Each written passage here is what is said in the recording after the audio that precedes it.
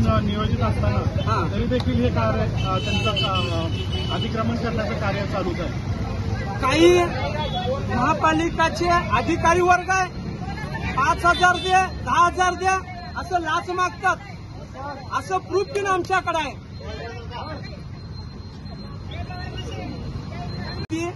60% अतिक्रमण आहे, मग त्या अतिक्रमणावर काय तुम्ही बुलडोजर फिरवत नाही? हिंदूच्या खोक्यांवरच काय टार्गेट करता? जेव्हा हिंदूचे खोका काढतात तेव्हा देवदेवतांचं फोटोला सहित धक्का लागलाय। देवदेवतांचं फोटोच आहे तसं व्हिडिओ पण आमच्याकडे आहे। आणि मी सांगतो, मी प्रशासनाला, एकनाथ शिंदे मुख्यमंत्री साहेबाला, देवेंद्र फडणवीसांना मी निवेदन करतो, या लाचक अधिकाऱ्यांवर कारवाई व्हावी। जोपर्यंत लाचक अधिकाऱ्यांवर कारवाई होत नाही तोपर्यंत आम्ही बसणार नाही। वेळ पडला आम्ही आत्मदहनचा बी प्रयत्न करणार।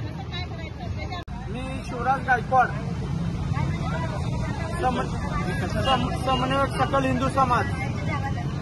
आज महापालिका आयुक्त अतिक्रमण विभागाने जाणून बुजून हिंदूंना टार्गेट करत आहे। तिथील डोक्यावर जय श्रीराम आणि हिंदू देवतांचे फोटो आहे, ते खोकांना पहिला टार्गेट करत आहे आणि ते खोका नासधूस करून अतिक्रमण विभागाने ते खोकाला घेऊन जात आहे। तिथील जे खोकेधारक आहे, ज्याचं व्यापारी वर्ग आहे ते हिंदू आहे आणि हे जे भाजी विक्रेते आहेत ते भाजी विक्रेत्यांना स्टेशनचे जे भाजी मंडळ महापालिकाचं तिथून जे मुस्लिम जिहादी वृत्तीचे लोक त्यांना बसू देत नाही। तुम्ही स्वतः त्यांना ऐका, त्यांनी तिथं बसले की त्यांना मारहाण करतात। त्यासाठी पर्यायी जागा म्हणून एम्प्लॉयमेंट चौकात रोडाच्या कडाला महापालिका त्यांना बसण्यासाठी जागा दिली आणि सविस्तर त्यांच्याकडे पावती पिन घेतात, 20 रुपयाचं पावती पिन घेतात। तरीही त्यांचे जे भाजी विकत होते 5 ते 10,000 त्यांचे माल आहे। प्रत्येकाचं 60 ते 70 भाजी विक्रेते आहेत, त्यांचे माल नासधूस केले आहे आणि या नुकसान भरपाईला जबाबदार कोण?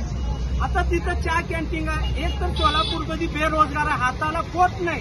शासन म्हणतंय की रोजगार करा, कामधंद्याने तुम्ही व्यापार करा, रोजगार करा। आता पोरं आपले हिंदू तिथं काय तर व्यापार करून उदरनिर्वाह करतात, त्यांचं खोका आता घेऊन गेले, नासधूस केले आहे, त्यांच्या पोटावर पाय पडले आहेत।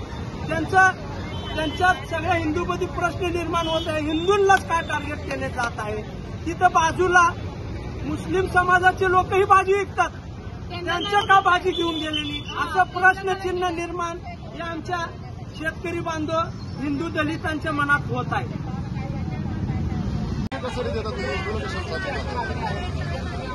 आज आहे का? आज येत नाही, आज एक दिवस येत नाही।